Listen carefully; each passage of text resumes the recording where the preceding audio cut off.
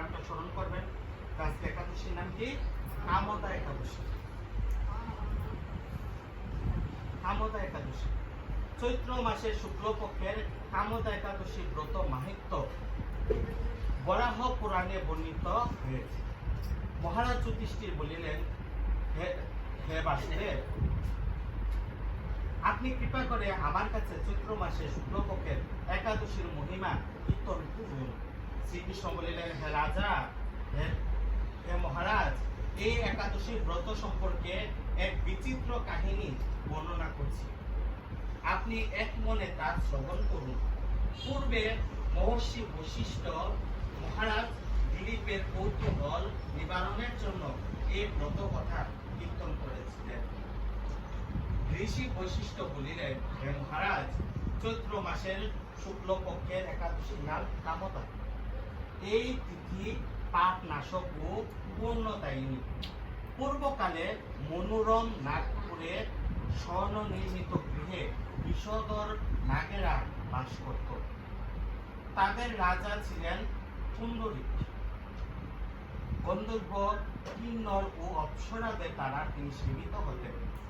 সেই পুরীর মধ্যে অপ্সরা শ্রেষ্ঠ ললিতা ও ললিত নামে গন্ধর্ব স্বামী স্ত্রী রূপে ঐশ্বর্যপূর্ণ এক গৃহে পরম সুখে দিন যাপন করত।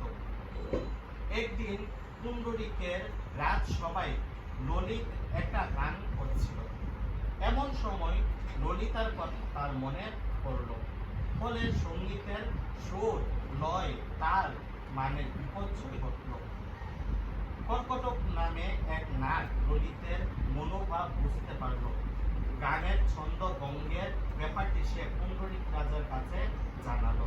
তা শুনে সর্পরাজ ক্রোধ ভরে কামাতুর ললিতকে, রে দুর্মতি, তুমি রাক্ষস হও, ফলে অভিশাপ দান করলো। সঙ্গে সঙ্গে সেই ললিত ভয়ঙ্কর রাক্ষস মূর্তি ধারণ করলো। তার হাত 10 যোজন বিস্তৃত, মুখ পর্বত, দুহাত তুল্য, চোখ দুটি প্রজ্বলিত আগুনের মতো, উঠতে 8 যোজন বিস্তৃত প্রকাণ্ড এক শরীর সে লাভ করল। ললিতের এরকম ভয়ঙ্কর রাক্ষস শরীর দেখে ললিতা মহান দুঃখে চিন্তায় ব্যাকুল হলেন। স্বেচ্ছাচারী রাক্ষস ললিত দুর্গম বনে ভ্রমণ করতে লাগলো। ললিতা কিন্তু তার সঙ্গ ত্যাগ করল না।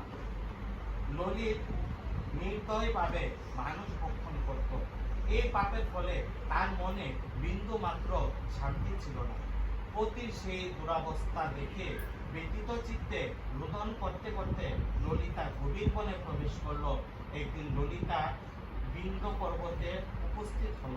সেখানে ঋষ্য শৃঙ্গ মুনির আশ্রম দর্শন করে মুনির কাছে হাজির হলো। তার চরণে প্রণাম করে সেখানে দাঁড়িয়ে রইল। মুনিবর জিজ্ঞাসা করলেন, হে সুন্দরী, তুমি কে, কার কন্যা, কি কারণে বা এই গভীর বনে এসেছ? তার সত্য করে বলো। তদুত্তরে ললিতা বলিল, হে প্রভু, আমি বীরদন্যা গন্ধর্বের কন্যা। আমার নাম ললিতা। আমার প্রতি পিশাচত্ব দূর হয় এমন কোন উপায় জানবার জন্য এখানে এসেছি। তখন ঋষি বলিলেন, চৈত্র মাসের শুক্লপক্ষের কামতা নামে যে একাদশী আছে, তুমি সেই ব্রত যথাবিধি পালন করো। এই ব্রতের পূর্ণ ফল তোমার স্বামীকে অর্পণ করলে তৎক্ষণাৎ তার সমস্ত পাপ বিনষ্ট হবে।